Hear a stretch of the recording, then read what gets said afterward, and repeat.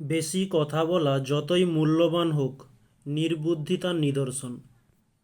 Good morning dear student.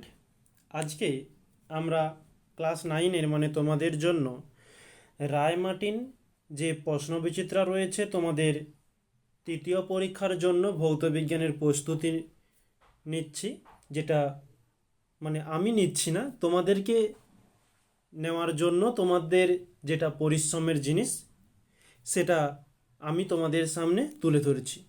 ওকে, তো আজকে Ilambazar BKR সমৃদ্ধি বালিকা বিদ্যালয় এই স্কুলটির যে কোশ্চেনগুলো রয়েছে তার প্রত্যেকটি কোশ্চেনের সলিউশন আমরা দেখে নেব। তো ওই সলিউশনটা আমরা দুটো পার্টে করব, একটা পার্ট 1 এবং পার্ট 2। তো পার্ট 1-এ যে কোশ্চেনগুলো রেখেছি সেগুলো নিয়ে শুরু করি এবার। তো এই ক্লাসে যারা নতুন এসেছো তাদের জন্য রুটিনটা একবার বলে দিই। ক্লাস 9-এর জন্য মানে তোমাদের জন্য মঙ্গল, বৃহস্পতি, শনি এবং 10-এর জন্য সোম, বুধ, শুক্র ঠিক সকাল 7টাতে তোমরা একটা করে ক্লাস পেয়ে যাবে। ওকে, তো আমরা যে কোশ্চেনগুলো নিয়ে শুরু করতে যাচ্ছি, যার মধ্যে প্রথম কোশ্চেন গ্রুপ এর বলেছে ক্ষমতার মাত্রিয় সংকেত কি, সেটি হয়ে থাকবে ml² T⁻³ নেক্সট বলছে প্রদত্ত VT লেখচিত্রগুলির মধ্যে কোনটি নির্দিষ্ট প্রাথমিক বেগসহ সমতরণে চলছে। Option D.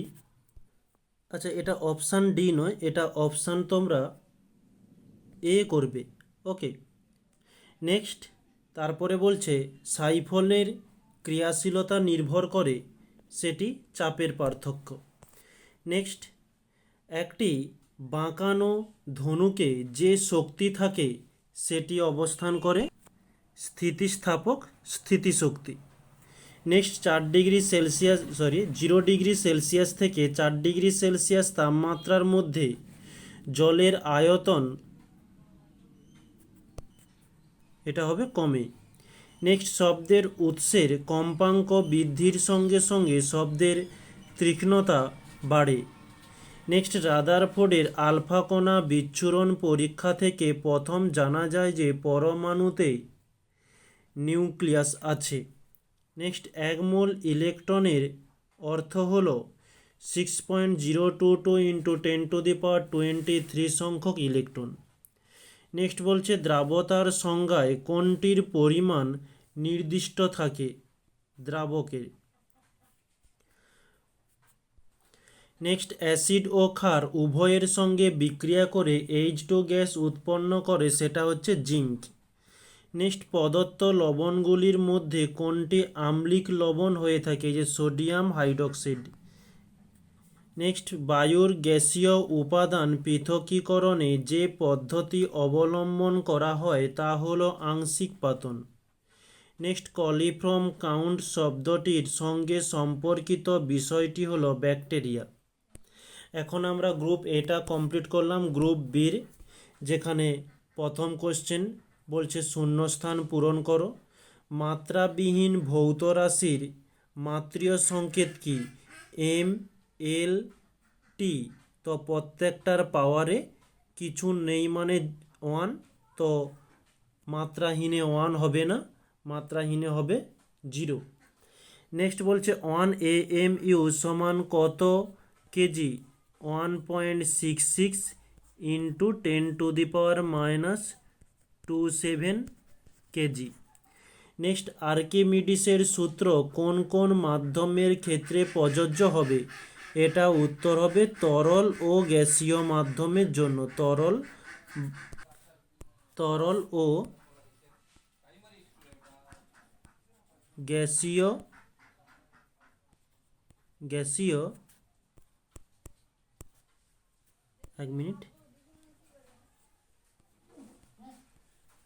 গ্যাসীয় মাধ্যম।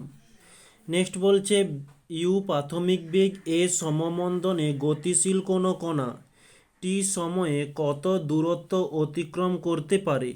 সরণ মানে এস সমান যে সমীকরণটি জানি, ইউটি প্লাস এটা হচ্ছে টি প্লাস হাফ এটি স্কোয়ার।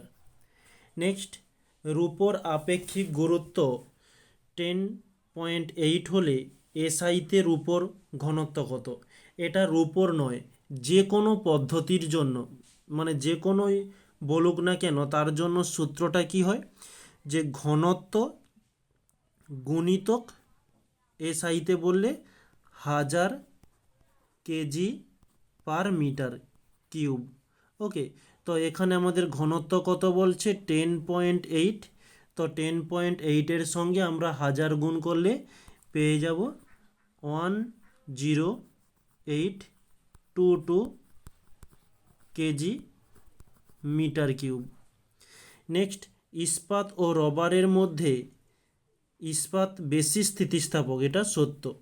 নেক্সট, প্রান্তীয় বেগের মান তরলের ঘনত্বের ওপর কিভাবে নির্ভরশীল? তো এটা প্রান্তীয় বেগ, যাকে আমরা ভিটি দ্বারা চিহ্নিত করি, আর ঘনত্ব যাকে আমরা ডি দ্বারা চিহ্নিত করি, এরা একে অপরের মধ্যে ব্যস্তানুপাতিক সম্পর্ক। ওকে, তো তোমরা এখানে লিখে দিও যে প্রান্তীয় বেগের মান তরলের ঘনত্বের ওপর ব্যস্তানুপাতিক সম্পর্ক নির্ণয় হয়। তো তরলের ঘনত্ব বাড়লে প্রান্তীয় বেগের মান কমবে। ওকে, এটা একটু লিখে নিও। আরেকবার বলছি যে তরলের ঘনত্ব ডি হবে, সরি একটু টি করে দিলাম, একটু ক্যালকুলেশন করে দিই, ডি। ওকে, যে তরলের ঘনত্ব বাড়লে প্রান্তীয় বেগের মান কমবে। ওকে, নেক্সট পরবর্তী বলছে ক্ষমতার ব্যবহারিক একক কি? ওয়াট। নেক্সট, কোনো গতিশীল বস্তুর ভরবেগ পি ও গতিশক্তি ই হলে বস্তুটির ভর কত হবে?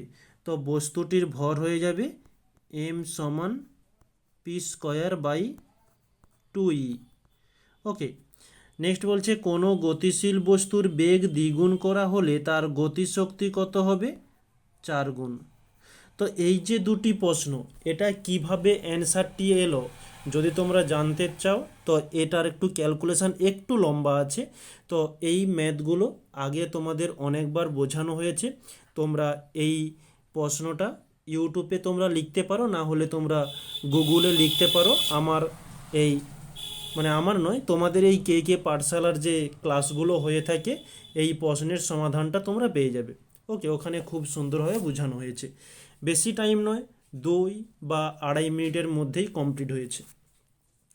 নেক্সট বলছে 0 ডিগ্রি সেলসিয়াস উষ্ণতায় 1 গ্রাম জল থেকে 80 ক্যালোরি তাপ বের করে নিলে চূড়ান্ত তাপমাত্রা কত হবে? সেটা 0 ডিগ্রি সেলসিয়াস। নেক্সট, আপেক্ষিক আর্দ্রতার একক কি? এটার একক বিহীন রাশি একটি, এই আপেক্ষিক আর্দ্রতা। নেক্সট বলছে দুটি শব্দ তরঙ্গের কম্পাঙ্ক ভিন্ন, এদের মধ্যে কোনটির তরঙ্গ দৈর্ঘ্য বেশি হয়ে থাকে? আচ্ছা, এটির অ্যান্সার নেক্সট পেজে করে দিচ্ছি, এখানে 10 দিয়ে দিই, যে লিখতে পারি যে কম্পাঙ্ক ও তরঙ্গ দৈর্ঘ্য ব্যস্তানুপাতিক।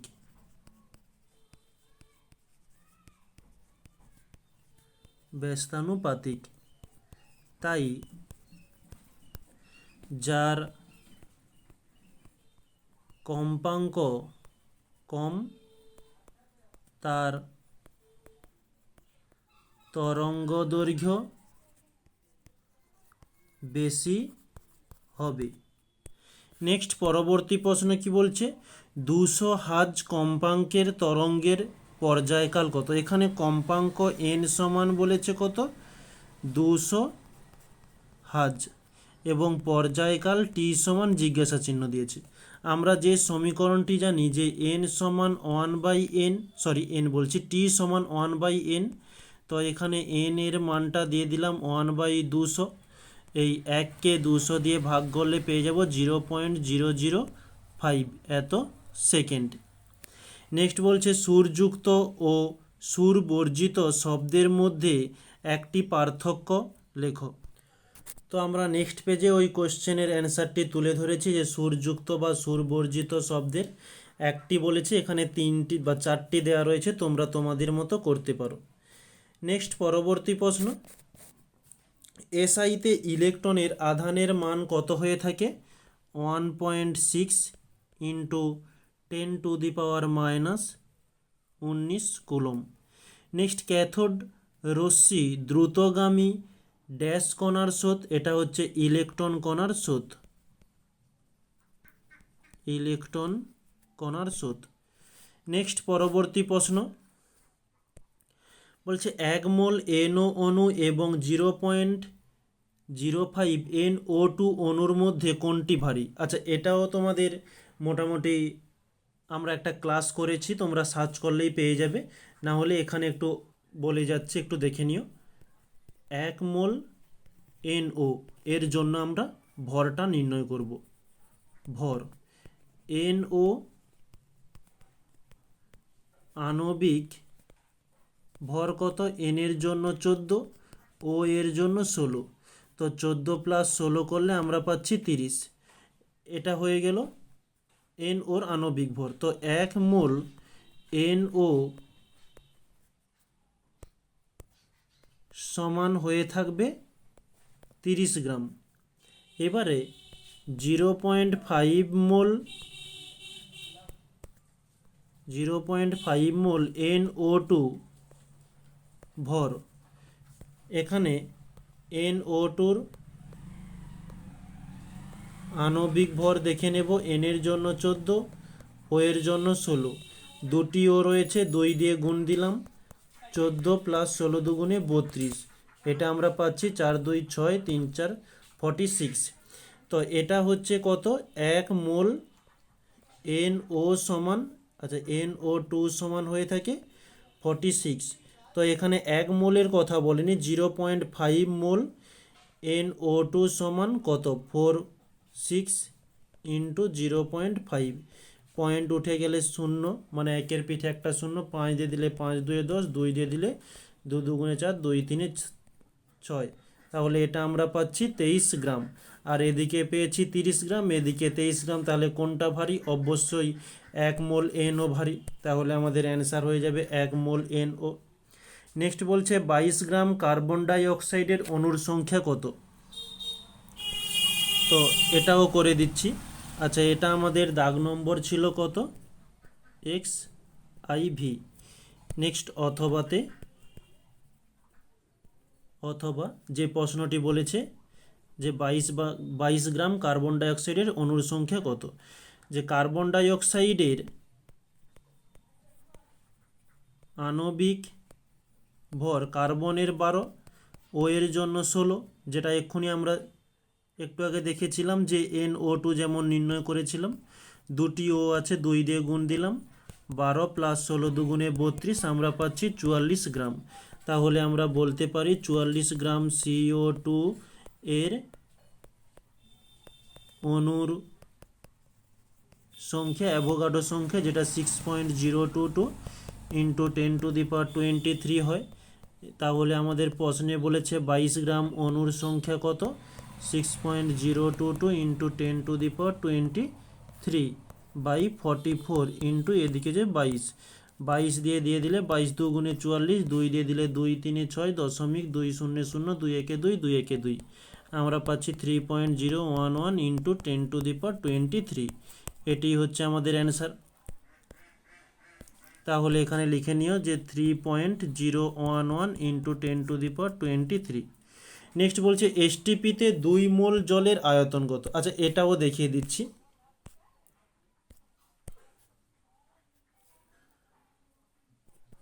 XV, তো 1 মোল জলের আয়তন হয় 22.4 লিটার। তো এখানে 2 মোল বলছে, তো কি হবে? 22.4 গুণিতক 2, তো 4 2 8, পয়েন্ট 2 2 4, 2 2 4 এত লিটার, এটি হচ্ছে আমাদের অ্যান্সার। তাহলে এখানে আমরা লিখে নিতে পারি কি, 1 মিনিট, তাহলে এখানে লিখব যে 44.8 লিটার। নেক্সট ডান স্তম্ভ বাম স্তম্ভ, দুধ ও তরলের মিশ্রণ, এটা হচ্ছে ইমালশন। ডিটারজেন্ট তরলের জলের পৃষ্ঠটানকে প্রভাবিত করে। মিথাইল অ্যালকোহল ও জলের মিশ্রণ, এটা হচ্ছে আংশিক পাতন। নেক্সট বলছে বলয় পরীক্ষায় বাদামি বর্ণের সংকেতটি কি? সেটি Fe H2O হোল 5 NOSO4। নেক্সট বলছে অ্যাসিড জলে ফেনলফথেনিলের বর্ণ কীরূপ হয়? এটি হয়ে থাকবে বর্ণহীন। নেক্সট জলকে সর্বজনীন দ্রাবক বলা হয় কেন? কারণ জলে প্রত্যেকটি দ্রাব দ্রবীভূত হয়, তাই জলকে সর্বজনীন দ্রাবক বলে। নেক্সট জলকে জীবাণুমুক্ত করার জন্য কোন হ্যালোজেন মৌল ব্যবহার হয়ে থাকে? এটা ক্লোরিন Cl2। নেক্সট বলছে জিঙ্ক অক্সাইড একটি ড্যাশ অক্সাইড, এটা হয়ে যাবে উভধর্মী অক্সাইড। পরবর্তী প্রশ্ন, আমরা এখন গ্রুপ বি গুলো খুব সুন্দরভাবে কমপ্লিট করলাম। গ্রুপ সির প্রথম প্রশ্ন বলছে চাপের মাত্রীয় সংকেত নির্ণয় করো। এই যে চাপের মাত্রীয় সংকেত দেওয়া হয়েছে। নেক্সট বলছে সব স্থিতি বা গতি আপেক্ষিক ব্যাখ্যা করো। সব স্থিতি এবং গতি আপেক্ষিক খুব সুন্দরভাবে প্রমাণ দেওয়া হলো। অথবাতে বলছে নিউটনের দ্বিতীয় গতিসূত্র থেকে প্রথম গতিসূত্রের পাওয়া যায় কিভাবে, সেটি প্রমাণ করতে বলছে, এটিও অ্যান্সার দেওয়া হয়েছে। নেক্সট বলছে সান্দ্রতা ও ঘর্ষণ বলের দুটি পার্থক্য লেখো। এই যে পার্থক্য তুলে ধরেছি। অথবাতে বলছে সান্দ্রতাকে তরলের অভ্যন্তরীণ ঘর্ষণ বলা হয় কেন? এর অ্যান্সারটি এই যে এখানে দেওয়া হলো। নেক্সট তরলের পৃষ্ঠটান কাকে বলে? যে তরলের পৃষ্ঠটান কাকে বলে দিয়েছি। নেক্সট বলছে এটি কোন কোন বিষয়ের ওপর নির্ভর করে। এই যে কোন কোন বিষয়গুলো, এটাও তুলে ধরা হয়েছে, একটু সুন্দরভাবে দেখে নিও। একটু হয়তো দাগ দাগ কাটা আছে, এটা একটু অ্যাডজাস্ট করে নিতে পারো, তো লেখাগুলো পরিষ্কার বোঝা যাচ্ছে। নেক্সট পরবর্তী, আচ্ছা এখানে একটু বুঝে নাও। প্রশ্নটি বলছে একটি হালকা ও একটি ভারী বস্তুর ভরবেগ সমান। কোনটির, এই টাইপিংটা একটু মিস্টেক হয়ে গেছে, কোনটির গতিশক্তি বেশি? তোমাদের যে অ্যান্সারটি দেওয়া রয়েছে, প্রশ্নটি বলছে একটি ফাঁকা লরি ও অনুরূপ একটি বালি বোঝাই লরি। তো এখানে ফাঁকা লরিটিকে হালকা বস্তু এবং বালি বোঝাই লরিকে ভারী বস্তু হিসাবে ধরতে পারো, আর পুরোটাই সেম। ওকে, তো এই অ্যান্সারটি একটু দেখে নিও। নেক্সট পরবর্তী, আচ্ছা এখানে একটু ম্যাথমেটিক্যাল প্রবলেম বলছে, এটা একটু দেখতে পারো। 100 গ্রাম ভরের একটি বস্তুকে 1 মিটার উপরে তুলতে কি পরিমাণ কার্য করতে হবে? আমাদের প্রশ্নে 100 গ্রাম ভর দেওয়া রয়েছে, মানে এম সমান বলেছে 100 গ্রাম। নেক্সট বলছে 1 মিটার উপরে তুলতে, এটা তাহলে সরণ হয়ে যাচ্ছে ডি সমান 1 মিটার। কতটা কার্য করতে হবে? ডাব্লু সমান জিজ্ঞাসা চিহ্ন। তো এককগুলো সেম করতে হবে। এই গ্রাম থেকে আগে কেজিতে নিয়ে যেতে হবে, কেজি থেকে নিউটনে নিয়ে যাব। ওকে, কেজি তারপরে যাবে নিউটন। তো এখানে এই গ্রাম থেকে কেজিতে নিয়ে যাওয়ার জন্য আমরা এই 100কে 1000 দিয়ে ভাগ করব। ওকে, উপরের দুটো শূন্য নিচের দুটো শূন্য কেটে গেল, আমরা পাচ্ছি কি 1/10, একে ভাগ করলে 0.1 এত কেজি। এবারে এই 0.1কে আমরা নিউটনে নিয়ে যাব। তো কিভাবে? আমরা একটা সমীকরণ জানি যে F সমান mg। তো এখানে m এর কাছে 0.1 ইন্টু জি এর মান হয়ে থাকে কত? এটা তোমরা প্রায় সবাই জানো যে 9.8। এটা হচ্ছে সব সময়ের জন্য হয়ে থাকে, ওটা আমরা ধরেই করব। তো 9.8 এত নিউটন। এটা ক্যালকুলেশন করতে পারো বা এখানে রাখতে পারো, কোনো সমস্যা নেই। এবারে আমরা যে সমীকরণটিতে মান বসাবো, যে ডাব্লু সমান এফ ডি কস থিটা। এখানে এই কস থিটাটা কি, এখানে যেহেতু কোনো বস্তুকে উপর দিকে তোলা হচ্ছে, এর কোনো ডিগ্রি নেই, তো এই থিটা সমান বলতে পারি 0 ডিগ্রি। তো তাহলে কস থিটা কত হবে, কস থিটা হয়ে যাবে, কস থিটার মান 1।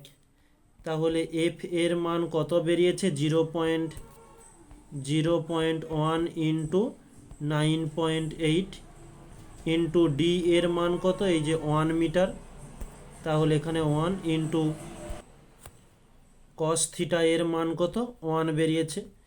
তো এই পয়েন্ট তুললে নিচে একটা 10 আসছে, এই পয়েন্ট তুললে নিচে একটা 10 আসছে, তাহলে আমরা পাচ্ছি 98। যেহেতু নিচে দুটো শূন্য আছে, উল্টো দিক থেকে দুটো সংখ্যার পরে দশমিক দিয়ে দিলাম।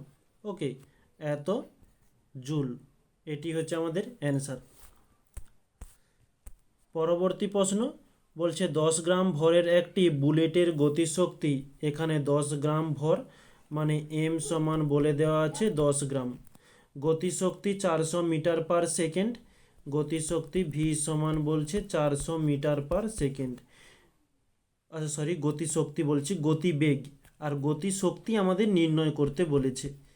ই কে সমান জিজ্ঞাসা চিহ্ন, আমরা এখানে গ্রাম থেকে কেজিতে নিয়ে যাব, তাই আমরা 1000 দিয়ে ভাগ দিলাম, 0 0 কেটে গেল, থাকলো 1/00 কেজি।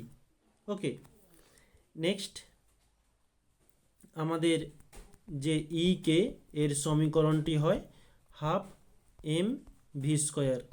তো হাফকে হাফ চলে এলো, এম এর মান 1/100 ইন্টু ভি এর মান 400 ইন্টু 400, নিচের দুটো শূন্য উপরের দুটো শূন্য কেটে গেল, তাহলে 2 দিয়ে দিলে 2 দুগুণে 4, 400 গুণিতক 2 করলে 800 এত জুল, এটি হচ্ছে আমাদের অ্যান্সার।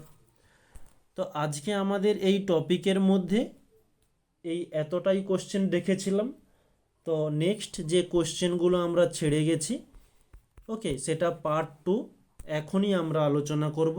অলরেডি সব কিছু রেডি হয়ে গিয়েছে, আমরা এই ক্লাসটিকে বন্ধ করে পার্ট 2তে জয়েন করব। তো আশা করছি তোমরাও আমার সাথে সাথে জয়েন করবে। ওকে, তাহলে পার্ট 2তে দেখা হচ্ছে।